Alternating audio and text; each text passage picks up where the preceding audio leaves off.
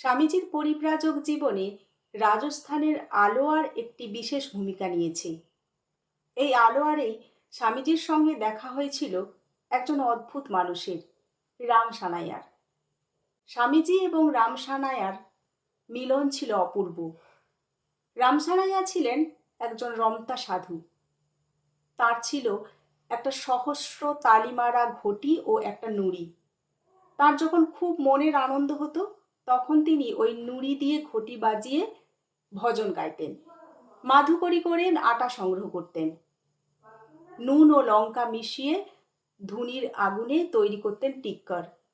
স্বামীজি এবং রামসানাইয়া মহানন্দে ওই উদগ্র ঝাল টিক্কর খেতেন। এরপর রামসানাইয়া বেরোতেন দা কাটা তামাক সংগ্রহ করতে, স্বামীজির সেবা করবেন বলে। আমরা সবাই জানি যে স্বামীজির তামাকের প্রতি বড় আসক্তি ছিল। মাঝে মধ্যেই মাঝরাতে বলতেন, আমাকে এক ছিলিম তামাক খাওয়াবি? রামসানাইয়া এবং স্বামীজির এই নিভৃত যাপন ছিল বড় আনন্দের।